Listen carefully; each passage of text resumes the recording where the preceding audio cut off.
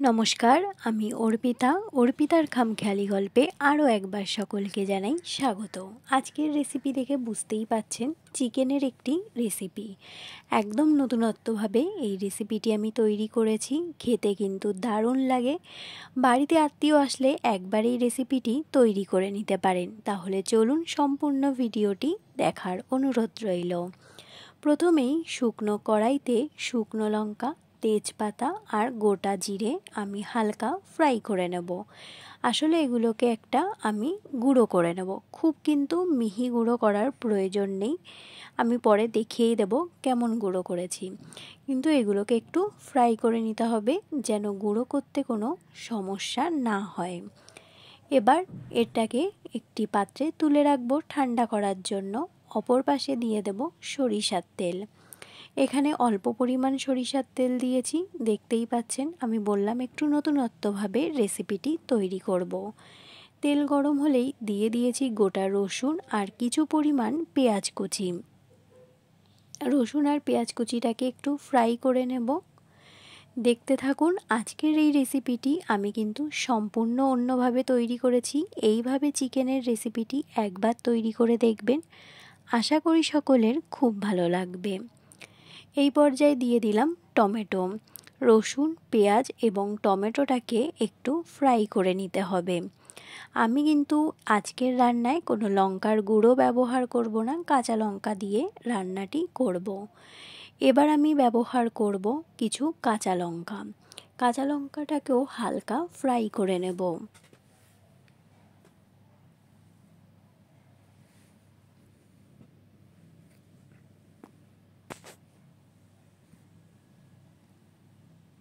চিকেনের তো অনেক ধরনের রেসিপি খেয়েছেন, এইভাবে একবার চিকেন রান্না করে দেখবেন, আশা করি সকলের খুব ভালো লাগবে। দেখুন, খুব বেশি ফ্রাই করার প্রয়োজন নেই, একদম হালকা ফ্রাই করবেন। এই পর্যায়ে আমার ফ্রাই হয়ে গেছে। এবার আমি একটা মিক্সচার গ্রাইন্ডারে তুলে নেব। এবার আমি পেস্ট করে নেব, মিহি পেস্ট করে নেবেন। আর ব্যবহার করলাম দেখুন আদাটাকে কিন্তু আমি কোনো ফ্রাই করে নিইনি, আদাটা কাঁচাই রয়েছে। এবার অন্য পাশে আবার সরিষার তেল নিয়েছি, একটু বেশি পরিমাণই নিয়েছি। ফোড়নে দিয়েছি তেজপাতা, শুকনো লঙ্কা আর গোটা গরম মশলা, এলাচ, দারচিনি, লবঙ্গ। ফোড়ন থেকে যখন খুব ভালো একটা স্মেল বেরিয়ে এসেছে, তখন ব্যবহার করলাম কুচি করে রাখা সামান্য পেঁয়াজ।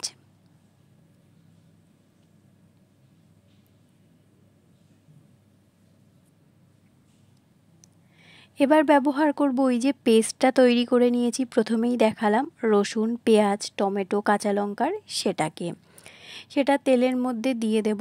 দিয়ে বেশ ভালো করে কিন্তু কষিয়ে নিতে হবে। এখান থেকেই আপনারা খুব ভালো করে দেখুন রান্নাটা, আশা করি আপনাদের সকলের খুব ভালো লাগবে। কেউ প্লিজ স্কিপ করে দেখবেন না, তাহলে বুঝতে পারবেন না। আর প্রত্যেককে আমি বলছি, এইভাবে একবার চিকেনের রেসিপিটি বাড়িতে তৈরি করে দেখুন, অসাধারণ স্বাদ হয়। এখানে ওই মিহি পেস্টটা দেওয়ার পর কিন্তু অনবরত খুন্তিটা চালাতে হবে।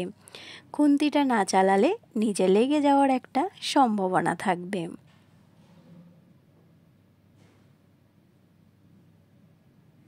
মশলাটা যখন কষানো হবে, দেখবেন হালকা হালকা ওপরে তেল বেরিয়ে আসবে, তখন কিন্তু রান্নার পরবর্তী অংশে আমরা যাব। এই পর্যায়ে আমি কিছু গুঁড়ো মশলা ব্যবহার করেছি। দেখুন, লবণ, হলুদ গুঁড়ো, জিরের গুঁড়ো আর ধনের গুঁড়ো। জিরের গুঁড়োর পরিমাণটা একটু কম নিয়েছি, কিন্তু ধনে গুঁড়োটা একটু বেশি নিয়েছি। গুঁড়ো মশলাটা দিয়ে দিয়েছি সেই পেস্টের মধ্যে, নিয়ে বেশ ভালো করে কিছুক্ষণ ফ্রাই করে নেব। খুন্তিটা কিন্তু আপনারা অনবরত নাড়বেন, না হলে নিচে লেগে যাওয়ার একটা সম্ভাবনা থাকবে, সেক্ষেত্রে পুড়ে যাবে, খেতে কিন্তু একদমই ভালো লাগবে না। এই পর্যায় পর্যন্ত যারা আমার ভিডিওটি কন্টিনিউ করছেন কিন্তু একটি লাইক দিতে ভুলে গেছেন, প্লিজ একটি লাইক দিয়ে ভিডিওটি কন্টিনিউ করবেন। আপনাদের একটি লাইক কিন্তু আমার কাছে অনেক গুরুত্বপূর্ণ।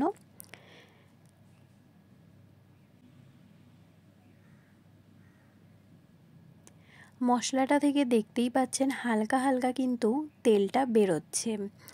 এটা কিন্তু একদম যখন মশলাটার ওপরে তেল ভাসবে তখনই বুঝতে পারবেন মশলাটা কিন্তু কষানো হয়ে গেছে। দেখুন এই যে এখানে বলেছি যে খুব বেশি মিহি পেস্ট করার প্রয়োজন নেই, পেস্টটা এরকম করেছি। এবার ওই পেস্টটাও দিয়ে দেব। খুব বেশি মিহি পেস্ট করার দরকার নেই, এরকম একটু পেস্ট হলে দেখবেন মুখে পড়বে, খেতে বেশ ভালো লাগবে। এটাও বেশ ভালো করে মিক্সড করে নেব মশলার সাথে। আজকের এই রেসিপিটি আমি একদম অন্যভাবে তৈরি করার চেষ্টা করেছি। আশা করি সকলের খুব ভালো লাগবে। আর আমার বাড়িতে প্রত্যেকে খেয়ে বলেছে মাংসটা কিন্তু খেতে বেশ ভালো হয়েছে। এই পর্যায়ে আমি ব্যবহার করব কিছু গোটা পেঁয়াজ আর রসুন।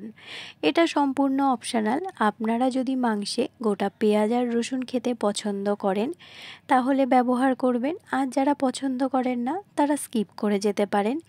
কিন্তু মাংসে কিন্তু গোটা রসুন আর পেঁয়াজের কম্বিনেশনটা বেশ জমে যায়, খেতে কিন্তু অসাধারণ লাগে। দেখুন আমার মশলাটা বেশ ভালো করে কিন্তু কষানো হয়ে গেছে। এই পর্যায়ে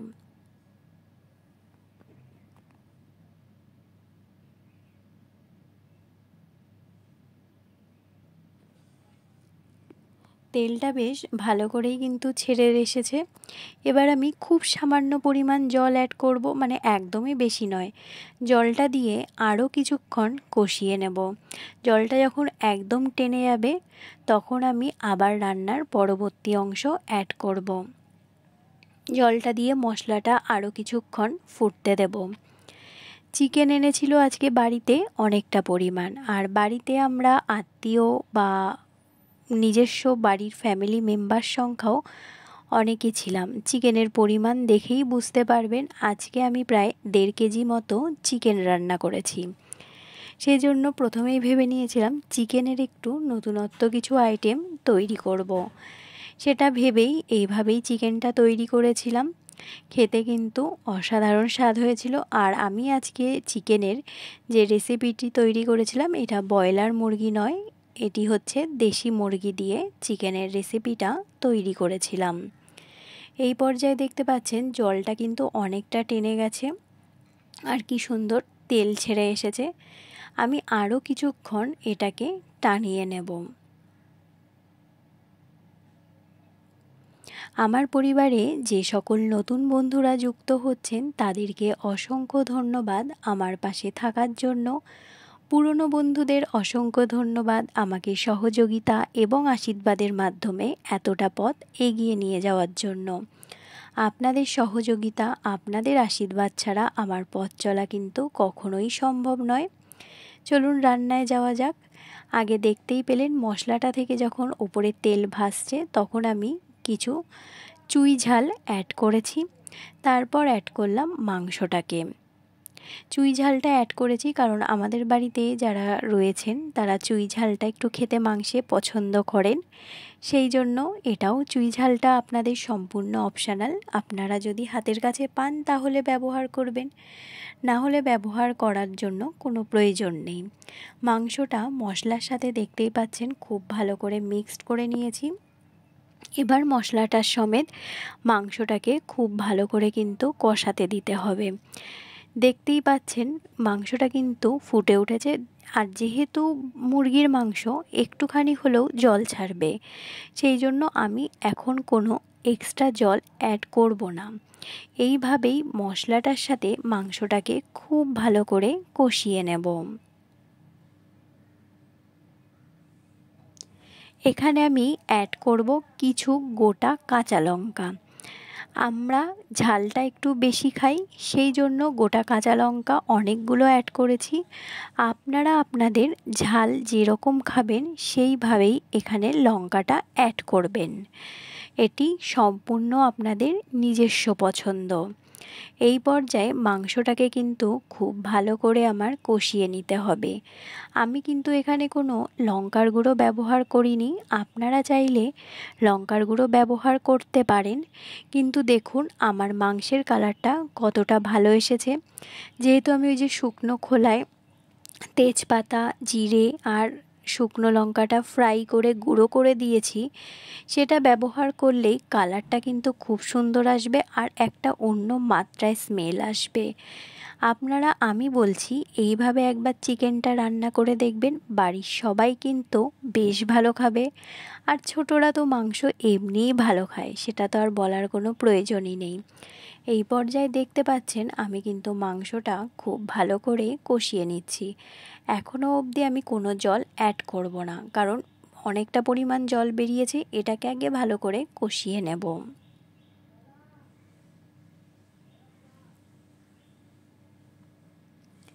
যে সকল বন্ধুরা আমার পরিবারে যুক্ত আছেন তারা অবশ্যই কমেন্টের মাধ্যমে জানাবেন আমার রেসিপিগুলো আপনাদের কেমন লাগছে। আপনাদের কমেন্টই আমাকে উৎসাহ যোগায় পরবর্তী ভিডিও করার জন্য। আপনাদের কমেন্ট আমার কাছে অনেকটাই মূল্যবান। আমি প্রত্যেক ভিডিওতেই এই কথাটা বলি। আর সকলের কাছেই একটাই অনুরোধ, ঠান্ডা গরমে গলার অবস্থাটা একটু খারাপ, প্লিজ সবাই ক্ষমাসুলভ দৃষ্টিতে এটি দেখবেন। এই পর্যায়ে দেখছেন মাংসটা কিন্তু আমার বেশ ভালো করে কষানো হয়ে গেছে, আর মাংস থেকেও দেখুন একটা তেল ছেড়েছে, সেটা আপনারা ভিডিওর মাধ্যমে দেখতেই পাচ্ছেন। একটু সাইডটা ভালো করে খেয়াল করলেই বুঝতে পারবেন মাংসটা অনেকটা ভালো করে কষানো হয়ে গেছে, তেলও ছেড়ে গেছে। এবার আমি অ্যাড করব জল। যে পরিমাণ আপনারা মাংসের ঝোল রাখবেন সেই পরিমাণ জল ব্যবহার করবেন। আর মাংসটা সেদ্ধও হবে, এটা কিন্তু মাথায় রাখতে হবে। তবে এই রেসিপিটি একদমই বেশি ঝোল হবে না, একদম গামাখা গামাখা, অর্থাৎ কষা হবে। একদম চিকেন কারি যেমন কষা হয় সেরকমই হবে, সেটা বুঝেই ঝোলটা দেবেন। এই পর্যায়ে দেখতে পাচ্ছেন আমি জলটা অ্যাড করেছি কতটা পরিমাণ। জলটা দিয়ে বেশ ভালো করে ফুটিয়ে নিতে হবে, যেন মাংসটা খুব ভালো করে সেদ্ধ হয়ে যায়। যেহেতু দেশি মুরগি, সেদ্ধ হতে একটু টাইম লাগবে, সেই কথা আপনারা মাথায় রাখবেন। চাইলে আপনারা প্রেসার কুকার অ্যাড করতে পারেন, প্রেসার কুকারে এই মাংসগুলো অ্যাড করতে পারেন, সেটার প্রয়োজন নেই। কড়াইতে একটু টাইম নিয়ে যদি করেন মাংসটা কিন্তু সেদ্ধ হয়ে যাবে। এই পর্যায়ে ঝোলটা দেখতেই পাচ্ছেন খুব ভালো করে ফুটে উঠেছে, আর মাংসটা বারবার একটু চেক করে নিতে হবে যে সেদ্ধ হয়েছে কিনা। আমি আবারও বলছি, চিকেনের দিনে এই রেসিপিটি একবার তৈরি করে দেখবেন, আশা করি সকলের খুব ভালো লাগবে। এই পর্যায়ে ওপর থেকে অ্যাড করেছি কেটে রাখা ধনেপাতা কুচি। ধনেপাতাটা যদি আপনাদের বাড়িতে না থাকে আপনারা স্কিপ করে যেতে পারেন, সেই জন্য স্বাদের কোনো ফারাক হবে না। সেই জন্য আমি এই কথাটি ভিডিওর মাঝখানে বলে রাখলাম। ধনেপাতা দিয়ে আরও কিছুক্ষণ ফুটিয়ে নেওয়ার পর আমি অ্যাড করব কিন্তু পরবর্তী দুটো মশলা ঠিক বলা যায় না, একটি মশলা, সেটা হচ্ছে গরম মশলা, দেখতেই পাচ্ছেন। এই পর্যায়ে আমি অ্যাড করছি গরম মশলা, কারণ আমরা প্রত্যেকেই জানি যে মাংসে গরম মশলা অ্যাড করলে একটা আলাদাই স্বাদ আসে আর গন্ধটা কিন্তু অসাধারণ আসে। এই পর্যায়ে আমি অ্যাড করলাম গরম মশলা। গরম মশলা দিয়ে একটু মিক্সড করে নিতে হবে।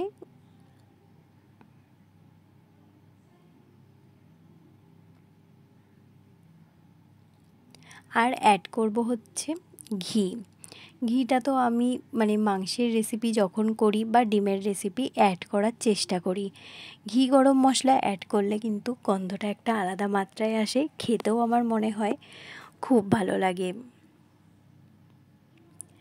এবার বেশ ভালো করে কিছুক্ষণ ফুটিয়ে নেব। আমার চিকেনের রেসিপি কিন্তু প্রায় তৈরি হয়ে এসেছে। এবার আমি একটি পাত্রে সার্ভও করে নেব। দেখতেই পাচ্ছেন খুব বেশি কিন্তু চিকেনে ঝোল নেই। আমার আজকের এই চিকেনের রেসিপি আপনাদের কেমন লাগলো অবশ্যই কিন্তু কমেন্টের মাধ্যমে জানাবেন। ভালো লাগলে পাশে থেকে যাওয়ার অনুরোধ রইল। সকলে ভালো থাকবেন, সুস্থ থাকবেন। অন্য কোনো দিন অন্য কোনো ভিডিওর সাথে দেখা হবে। নমস্কার।